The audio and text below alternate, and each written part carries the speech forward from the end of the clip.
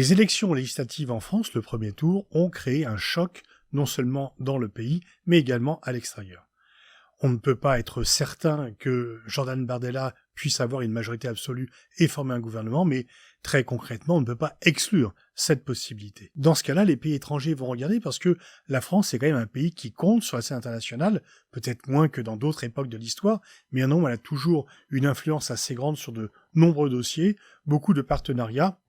Et les différents pays, partenaires ou rivaux d'ailleurs, vont un peu regarder de près quelles seraient les conséquences pour leurs relations, pour la gestion des différents dossiers, d'un changement total de gouvernement en France.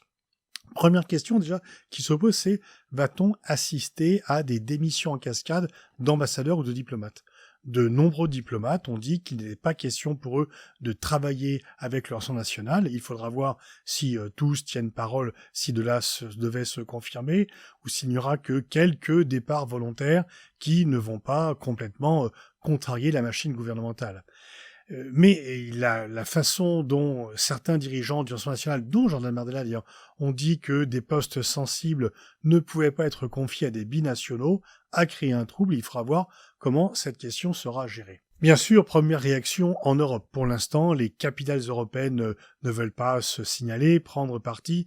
Il est toujours gênant pour un pays, notamment quand on est dans un ensemble, comme l'Union européenne, d'interférer dans les processus électoraux d'un autre pays membre. Ça s'appellerait une ingérence, et quoi qu'ils en pensent, les autres capitales européennes restent plutôt muettes. Il y en a un qui se réjouit, c'est Orban, parce qu'il pense qu'avec l'aide du RN, il pourrait remodeler au niveau européen, avoir, si ce n'est une majorité, du moins des thèses beaucoup plus favorables à ces thèses. Mais en tous les cas, pour la plupart des autres grands capitales, même l'Allemagne, d'habitude discrète, a quand même mis quelques réserves, quelques alertes, et la plupart des grandes capitales européennes devraient complètement revoir leur copie de leur relation bilatérale avec la France, de la façon dont ils travaillent ensemble au niveau de l'Union européenne, et forcément, ça jetterait un trouble important, et donc il y a une inquiétude réelle au niveau européen. Qu'en est-il aux États-Unis ? Tout dépend de quel côté vous vous situez. On peut penser que Trump ne serait pas du tout mécontent de voir Marine Le Pen arriver à l'Élysée ou un gouvernement Jordan Bardella. On sait que Marine Le Pen avait voulu voir Donald Trump au cours d'une campagne électorale, que ça n'avait pas été possible, mais en tous les cas, ils ont des points communs, très clairement. Et donc, mais bien sûr, à l'inverse, du côté Biden, du côté des démocrates, cela passerait pour un affaiblissement de la relation bilatérale avec la France. Et donc là, on peut dire qu'aux États-Unis, ça dépend de quel côté vous vous situez. Mais côté russe, ça serait une bonne nouvelle, puisque Jordan Bardella, très nettement, réduirait l'aide que la France accorde à l'Ukraine.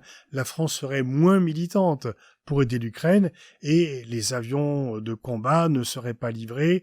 Il y aurait donc un ralentissement, une plus grande limitation de l'aide, et il y aurait, effectivement, on sait que le RN voudrait restaurer d'autres relations avec la Russie, ce qui est impossible pour la majorité actuelle. Il y a un autre gouvernement qui serait ravi de l'arrivée du Rassemblement national au pouvoir, c'est en Israël. Alors, ça peut paraître paradoxal, vu le passé antisémite historique de ce mouvement, mais non seulement il a changé, mais il revendique son changement en disant qu'il n'y a plus d'antisémites, alors il y en a quand même encore à la base, mais plus au sommet.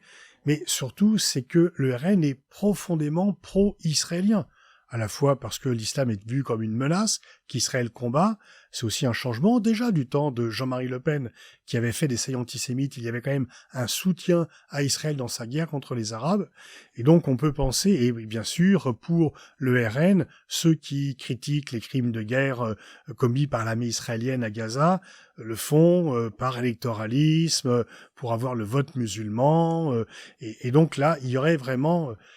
La plupart des partis politiques sont pro-israéliens en France, mais le RN est certainement celui qu'il est dans les plus grandes proportions désormais. À l'inverse, bien sûr, cela tendrait les relations avec les pays du Maghreb, ou avec plus largement les pays arabes et même plus largement les pays africains, qui voient d'un très mauvais œil le programme du Rassemblement national, qui se sentent visés.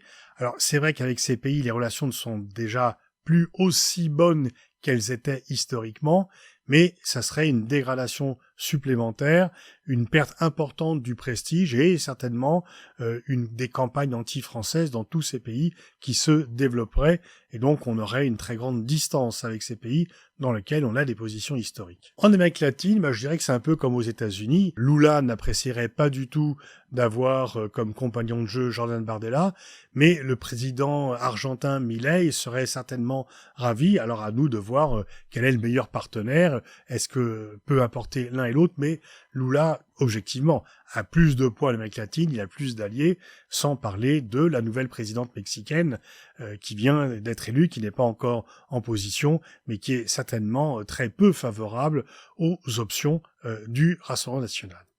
Quid de la Chine? La Chine est assez neutre là-dessus, ils ne veulent pas prendre position. On peut dire que si l'arrivée d'un parti comme le RN en France crée des troubles au niveau européen ou dans les relations avec les États-Unis, ils prendront ça finalement avec gourmandise. Mais en même temps, les Chinois ont horreur de l'incertitude, ont horreur de l'inconnu, et donc rentrer dans une période nouvelle faite d'incertitude ne leur plairait pas. Donc la France n'est pas un pays comme un autre, elle a des positions diplomatiques importantes, elle est membre permanent du Conseil de sécurité de l'ONU, c'est un membre extrêmement important de l'Union européenne, elle a des relations bilatérales, elle a quand même le 3e réseau diplomatique dans le monde, donc voilà, elle a une véritable influence. Ce n'est pas une superpuissance, mais c'est une grande puissance internationale. Et s'il y avait un choc politique le 7 juillet, eh bien il y aurait aussi un choc géopolitique à attendre par rapport à la place de la France dans le monde.